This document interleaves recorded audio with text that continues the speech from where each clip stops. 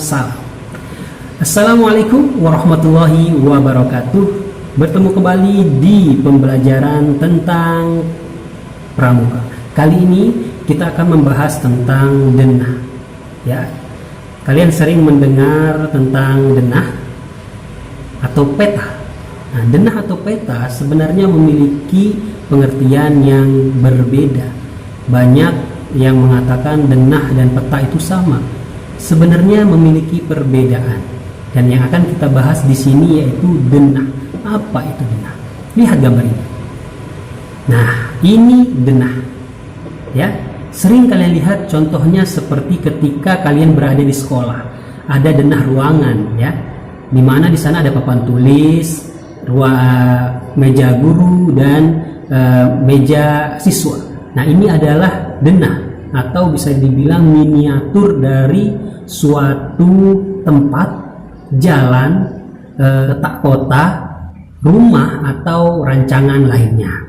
Nah, contohnya itu tadi ya, yang paling sederhana adalah ketika kita sekolah, itu kita melihat denah ruangan kelas. Nah, itu denah. Ada papan tulis, meja guru, dan kursi siswa. Nah, itu yang dinamakan denah, yaitu miniatur atau gambaran dari suatu ruangan, ya.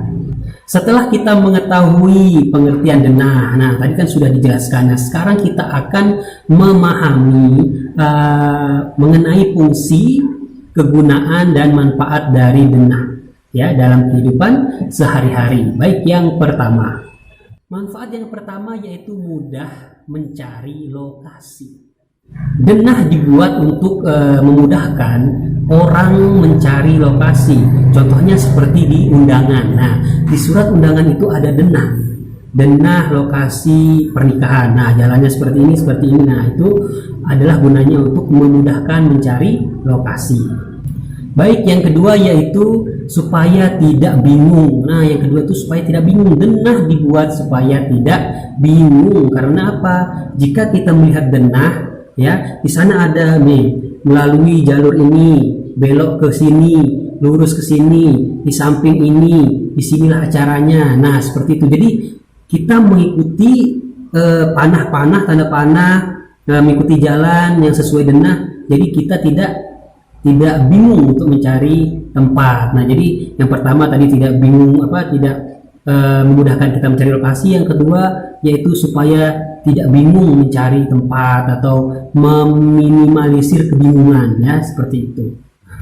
Baik, yang ketiga, denah itu juga berfungsi yaitu untuk mengukur bentuk atau ukuran suatu bangunan. Nah, biasanya ini untuk para arsitektur atau tukang, ya, bahasa mudahnya moto mandor. Itu kalau ingin membangun suatu bangunan, jika menggunakan denah, ada denahnya, itu lebih mudah. Misalnya di sini bangun rumah berapa, ukurannya berapa, dan nanti ada dapurnya, ada kamar mandinya. Nah, letaknya itu sudah tergambar. Jadi ketika tukang atau arsitektur menggambar, nah itu secara rinci, nanti tukangnya membuat mudah. Nah, itulah fungsi ketiga. Nah, itu memudahkan para arsitek atau tukang untuk membuat suatu bangunan. Baik, yang keempat yaitu kemudahan dalam instalasi. Nah, instalasi maksudnya di sini yaitu untuk